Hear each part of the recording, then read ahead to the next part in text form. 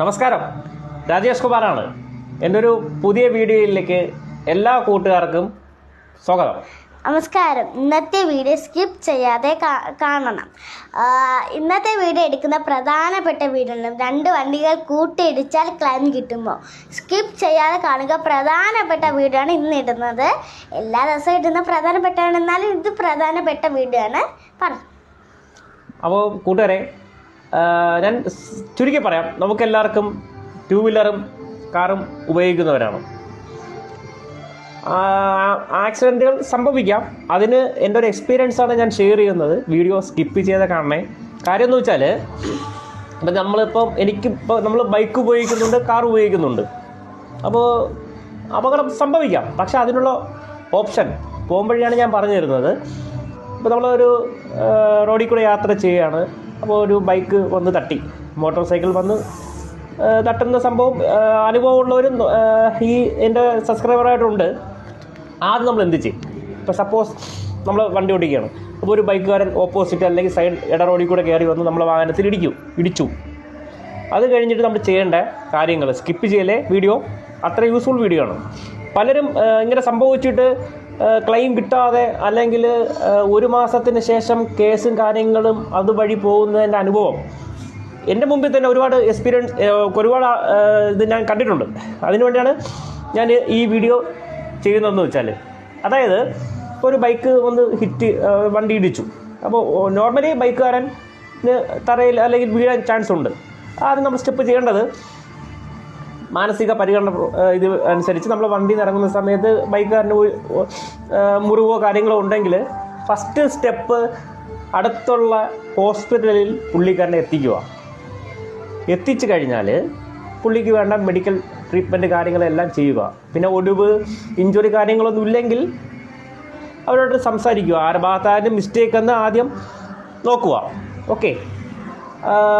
ഇതിൽ വേറൊരു സംഭവം എന്ന് വെച്ചാൽ, ഇപ്പോൾ ബൈക്ക് ഹിറ്റായ കേസിന് ഉറപ്പായിട്ടും 100% പോലീസ് റിപ്പോർട്ട്, GD റിപ്പോർട്ട് വാങ്ങിക്കുന്നത് നല്ലതായിരിക്കും. കൂട്ടർക്കും നല്ലതാണ്. അതായത് ഞാൻ കാറിൻ്റെ ഭാഗത്തുമല്ല ബൈക്കിൻ്റെ ഭാഗത്തുമല്ല, കൂട്ടർക്കും സേഫ്റ്റിക്ക് വേണ്ടിയാണ് ഞാൻ ഈ വീഡിയോ ചെയ്യുന്നത്. ഇപ്പോൾ ഏതൊരു ഇൻഷുറൻസ് കമ്പനി എടുത്താലും ബൈക്ക് ഹിറ്റ് കേസുകളിൽ പോലീസ് റിപ്പോർട്ട് മസ്റ്റായിട്ട് ചോദിക്കുന്നുണ്ട്. കാര്യം എന്ന് വെച്ചാൽ, സപ്പോസ് ഒരു ബൈക്ക് വന്ന് തട്ടി, നമ്മൾ ആളെ മെഡിക്കൽ കൊണ്ടുപോയി, ഹോസ്പിറ്റലിൽ എല്ലാം കൊണ്ടുപോയി ട്രീറ്റ്മെൻറ്റൊക്കെ ചെയ്തു. ആളെ ഒരു ഇത് വെച്ചിട്ട് ആളെ ഒരു ക്യാഷ് പരമായിട്ട് നമ്മൾ ഹെൽപ്പ് ചെയ്യും. നമുക്ക് വേറെ പ്രശ്നമൊന്നുമില്ല. കൂട്ടരും കൈ കൊടുത്ത് പിരിയും. ഓക്കെ, അവിടെ ഒരു പാട്ട് കഴിഞ്ഞു. ഇതിലെ പ്രശ്നമെന്ന് വെച്ചാൽ, ഇപ്പോൾ പോലീസ് റിപ്പോർട്ടിന് പോലീസ് സ്റ്റേഷൻ ആരും നിങ്ങൾ പോയിട്ടില്ല.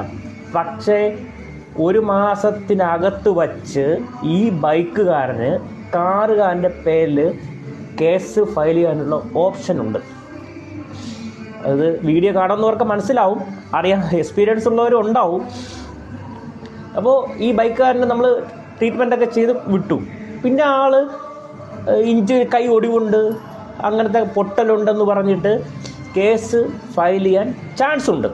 അപ്പോൾ ഇത് ഒഴിവാക്കാൻ വേണ്ടിയാണ് ഏത് നിയറസ്റ്റ് സ്റ്റേഷനാണോ കൂട്ടരും പോവുക. സാറേ, ഇങ്ങനെ ഒരു അപകടം സംഭവിച്ചിട്ടുണ്ട്, പുള്ളിക്കാരന് പരിക്കോ കാര്യങ്ങളോ ഒന്നുമില്ല, ചെറിയൊരു മുറിവുണ്ട്, അത് മെഡിക്കൽ ട്രീറ്റ്മെൻ്റ് എല്ലാം ചെയ്തു, പുള്ളിക്ക് വേണ്ട നമ്മൾ സഹായം ചെയ്തു കൊടുത്തിട്ടുണ്ട്. കാറുകാരുടെ സേഫ്റ്റിയാണ്.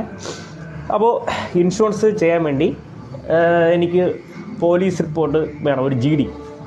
ഇപ്പോൾ അറിയാലോ, ഓൺലൈൻ വഴിയാണ്, അക്ഷയ ത്രൂ ആണ് GD റിപ്പോർട്ട് ആപ്ലിക്കേഷൻ ചെയ്യേണ്ടത്.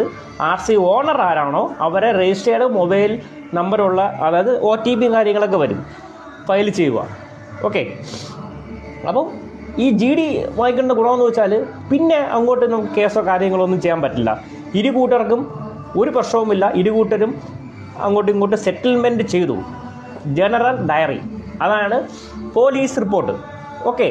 അപ്പോൾ അത് കിട്ടിക്കഴിഞ്ഞാൽ നമ്മുടെ കാറുകാർ സേഫായി. അത് ഒറിജിനൽ ഡോക്യുമെൻറ്റ്സും കാര്യങ്ങളും കൊണ്ട് ഡീലർഷിപ്പിൽ എത്തിച്ചു കഴിഞ്ഞാൽ നമ്മുടെ ക്ലെയിമിൻ്റെ അത് ഓക്കെ ആയി, ബൈക്കുകാരനും ഓക്കെ ആയി. പിന്നെ രണ്ടാമത്തെ ഓപ്ഷൻ, ഇപ്പോൾ സപ്പോസ് ബൈക്ക് വീണു, അവന് ഒടിവുണ്ട്, 100% നമ്മൾ ആ ആളെ സപ്പോർട്ട് ചെയ്യണം. കാര്യം എന്ന് വെച്ചാൽ എഫ്ഐആർ ആവുക, അതായത് ഇൻഷുറൻസ് ത്രൂ ആളെ വണ്ടിക്ക് ഇൻഷുറൻസും ലൈസൻസും കാര്യങ്ങളും ഉണ്ടെങ്കിൽ ഇൻഷുറൻസ് ത്രൂ ആൾക്ക് ക്ലെയിം കിട്ടും. ചിലപ്പോൾ പാവപ്പെട്ട ഫാമിലിയിൽ നിന്ന് വരുന്ന ആൾക്കാർ, എല്ലാവരും പാവപ്പെട്ടവരാണ്, ഞാൻ ഉൾപ്പെടെ, അവർക്ക് ഇൻഷുറൻസിൻ്റെ പരിരക്ഷ കിട്ടും. ഒടിവിനും കാര്യങ്ങൾക്ക് അത്യാവശ്യം അറിയാമല്ലോ, അത്യാവശ്യം എമൗണ്ട് വക്കീൽ ത്രൂ അവർക്കെല്ലാ കാര്യങ്ങളും അറിയാം. നമ്മൾ ജസ്റ്റ് ഇങ്ങനെ സംഭവിച്ചു OP ടിക്കറ്റും കാര്യങ്ങളും കാണിക്കുമ്പോൾ അവർക്ക് കാറുകാർക്ക് അവർക്കെതിരെ അവർക്ക് ഒരു ഹെൽപ്പ് ചെയ്യാൻ സാധിക്കും. ഓക്കെ, അതാണ് മെയിനായിട്ട് നമ്മൾ ശ്രദ്ധിക്കേണ്ടത്. മസ്റ്റായിട്ടും പോലീസ് റിപ്പോർട്ട് വാങ്ങിച്ചോണം. പിന്നെ ചില കേസുകളിൽ ഇങ്ങനെ സംഭവിച്ചു, അനുഭവമുള്ളവരുണ്ടാവാം, നമ്മൾ ട്രീറ്റ്മെൻറ്റിൻ്റെ പൈസയും കാര്യങ്ങളും കൊടുത്തു, കൈ കൊടുത്ത് പിരിയും. ഓക്കെ, എനിക്ക് യാതൊരു പ്രശ്നമില്ല സാറേ, സാർ ധൈര്യമായിട്ട് വെക്കണം. പക്ഷേ 1 മാസം കഴിഞ്ഞിട്ട് നമ്മൾ പോലീസ് ത്രൂവോ അല്ലെങ്കിൽ കോടതി ത്രൂവോ പേപ്പർ നമ്മൾ അഡ്രസ്സിൽ വരുമ്പോഴാണ് അയ്യോ അന്നത്തെ സംഭവത്തിൻ്റെ ഇതാണല്ലോ വന്നിരിക്കുന്നത്. അതിനെക്കാട്ടിൽ സ്പോട്ടിൽ ചെയ്യേണ്ട കാര്യങ്ങൾ ചെയ്യുക. ആരായാലും, ഈ പറഞ്ഞ ഞാനായാലും ശരി തന്നെ, ചെയ്തിട്ട് പോയി കഴിഞ്ഞാൽ യാതൊരു പ്രശ്നമില്ല. ഇനി 2 വീലറിൻ്റെ സ്ഥാനത്ത് സൈക്കിളായാലും പോലീസ് റിപ്പോർട്ട് മസ്റ്റായിട്ട് വാങ്ങിച്ചോണം. ഇൻഷുറൻസ് കമ്പനി സ്ട്രോങ് ആയിട്ട് പറഞ്ഞിട്ടുണ്ട്. കാര്യം എന്ന് വെച്ചാൽ അവർക്കും പ്രശ്നമാണ്. ഇപ്പോൾ വരുന്ന ഇൻഷുറൻസിനെ പ്രതിനിധീകരിച്ച് വരുന്ന വ്യക്തികൾക്ക് അവർക്ക് സത്യസന്ധമായിട്ടുള്ള ഫയലും കാര്യങ്ങളും കൊടുത്തേ പറ്റത്തുള്ളൂ.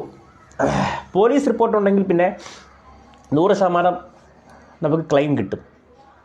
മനസ്സിലായോ? അപ്പോൾ സ്പോട്ടിൽ ചെയ്യേണ്ട കാര്യങ്ങൾ ചെയ്തങ്ങ് പോവുക. കാര്യം എന്ന് വെച്ചാൽ ഒരുപാട് കസ്റ്റമേഴ്സ് ലേറ്റസ്റ്റ് ബുദ്ധിമുട്ടുന്ന കേസുകൾ ഞാൻ നേരിട്ട് കണ്ടിട്ടുള്ളതുകൊണ്ടാണ് ഞാൻ ഈ വീഡിയോ ചെയ്യാൻ തന്നെ ഉദ്ദേശം.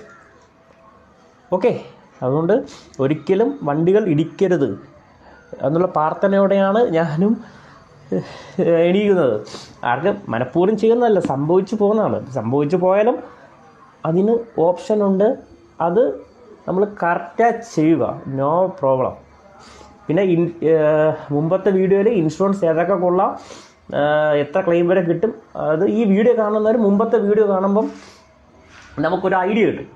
മനസ്സിലായോ? അപ്പം നമ്മളിപ്പം 25 ലക്ഷം 50 ലക്ഷം രൂപ വണ്ടി എടുക്കുന്നു, ഓട്ടിക്കുന്നു. പക്ഷേ ഇൻഷുറൻസിനെ കുറിച്ച് 100% നമുക്ക് അറിവുണ്ടായിരിക്കണം.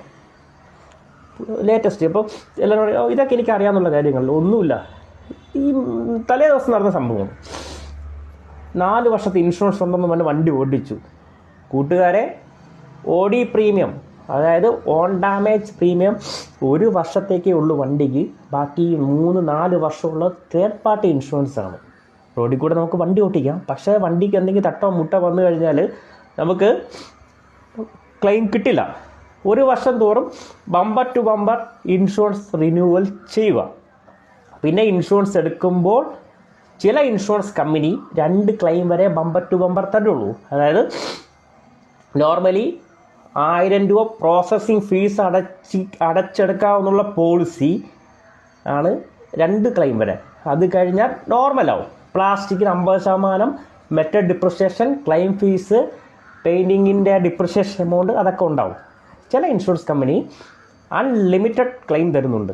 ഒരിക്കലും അൺലിമിറ്റഡ് ക്ലെയിം ഉണ്ടാവില്ലെന്നാണ് എൻ്റെ ഒരു പ്രാർത്ഥന.